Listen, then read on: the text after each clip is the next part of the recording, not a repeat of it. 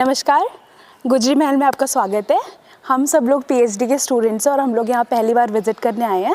तो मुझे काफ़ी अच्छा लगा क्योंकि मैं बाहर के स्टेट से हूँ, तो अच्छा साइट है। वेल आई थिंक इसको हेरिटेज साइट भी डिक्लेयर करा गया है। तो मुझे सबसे ज़्यादा जो अच्छा लगा वो यहाँ पे जो अंदर अंडरग्राउंड टनल्स बना रखे हैं और जो जेल वगैरह बना रखे हैं कैदियों के लिए, वो बहुत ही मेस्मराइजिंग है, देख के अच्छा लगा।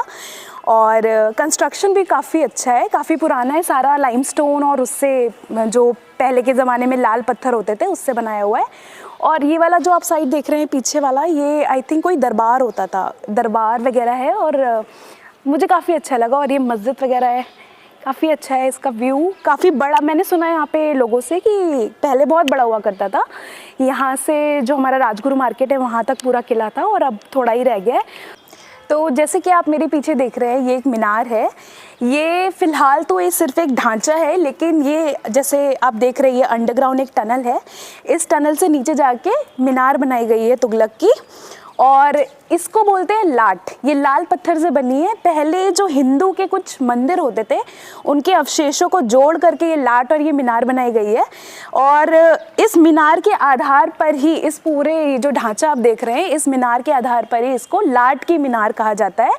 और सबसे अच्छी बात क्या है इसमें, ये जो टनल है, कहते हैं कि ये टनल यहाँ से शुरू होती है और हांसी तक जाती है। और अभी तो गवर्नमेंट की तरफ से इस टनल को बंद कर दिया गया है, लेकिन वैसे तो हमारे लिए बहुत अच्छी बात है कि ये टनल यहाँ से जाकर पूरे हांसी तक जाके जुड़ती है। तो आप लोग प्लीज़ आइएगा, यहाँ पे विज़िट करिएगा, बहुत ही अच्छी बात है हमारे लिए। Thank you. और ये कहा जाता है जो ये टनल है उसके अंदर लास्ट टाइम ऐसा कुछ हुआ था कि कोई बारात वगैरह लेके गए थे और फिर वो बारात ना तो वहाँ जाके निकली और ना यहाँ वापस आई, तो इस करके बंद कर दिया। मुझे नहीं पता ये सच है या क्या है, मैंने अपने पेरेंट्स से सुनी है तो मेरे को ये पता है, इसीलिए इसको बंद किया गया मेरे हिसाब से, मैंने जितना सुना है। तो मेरी एक आप सब लोगों से गुजारिश है कि अगर ऐसा कोई हेरिटेज साइट हुआ करे तो उसका पूरा प्रॉपरली ध्यान रखा करे, कूड़ा वगैरह ना फैलाया करे। And overall it is very good.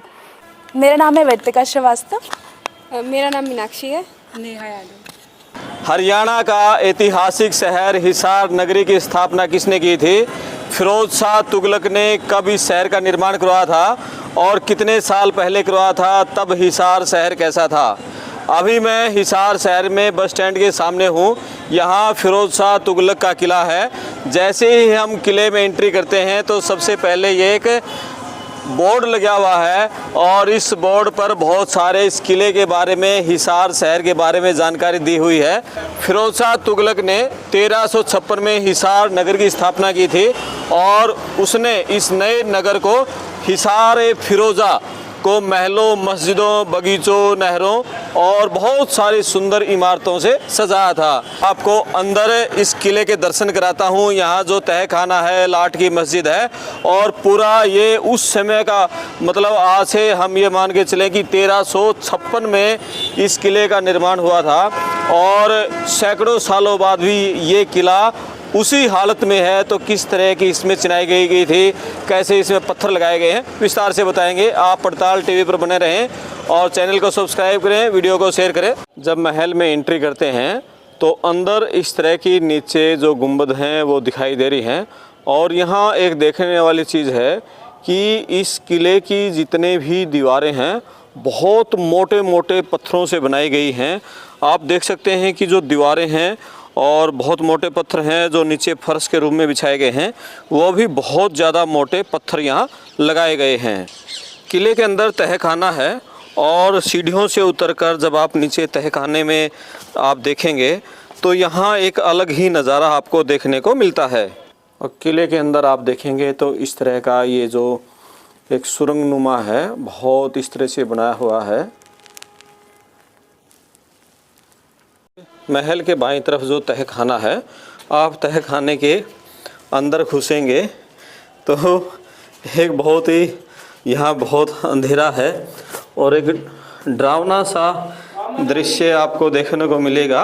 और यहाँ एक जो मैं देख रहा हूँ, ये जो किला बनाया गया है, इसकी जो दीवारें हैं करीब करीब 40 फुट चौड़ी यहाँ इसकी दीवारें बनी हुई हैं। और ऐसा लगता है आप जब इस किले के अंदर घुसते हैं कि हम कहाँ घुस गए हैं। और बाहर निकलने का रास्ता क्या रहेगा। और किले के पीछे आप चलेंगे तो यहाँ एक लाट की मस्जिद आपको देखने को मिलेगी और साथ में एक ऊंची मीनार भी है और इसका निर्माण भी फिरोज शाह तुगलक ने ही करवाया था। मस्जिद के साथ ही एक बोर्ड लगा हुआ है जिसमें लाट की मस्जिद के बारे में पूरी जानकारी दी हुई है कि लाट की मस्जिद के नाम से विख्यात जो इस मस्जिद का निर्माण है फिरोज शाह तुगलक ने, जिनका शासन 1351 से 1388 ईस्वी के बीच रहा, उनके द्वारा करवाया था। और इस मस्जिद में एक इमारत है जिसमें एक स्नान कुंड है, एक लाट है, लाट यानी एक स्तंभ है जो तुगलक वास्तुकला का एक अनूठा उदाहरण है। यह मस्जिद तुगलक वास्तुकला का अद्वितीय उदाहरण है जिसमें अंग्रेजी अक्षर एल के आकार का वजू कुंड और एक स्तंभ है।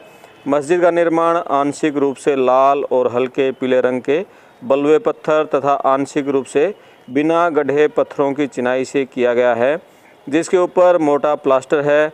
पत्थर के स्तंभ पुष्प और ज्यामितीय अलंकरण से सुसज्जित हैं जो संभवतः हिंदू मंदिर अवशेषों से पुनः उपयोग में लाए गए हैं, जो मेहराबदार प्रवेश द्वार और पिछली भित्ति पर बने आलों को सहारा देते हैं। मुख्य प्रार्थना कक्ष 9 खंडों में विभक्त है जो मेहराबदार स्तंभों पर आधारित है।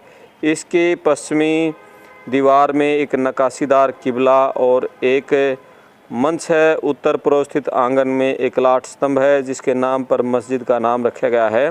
इस लाट के 2 भाग हैं, निचला भाग हल्के पीले रंग के बलुए पत्थर का है और ऊपरी भाग लाल बलुए पत्थर का है। लाट का निचला हिस्सा मौर्य सम्राट अशोक द्वारा बनवाए गए स्तंभों का एक हिस्सा है।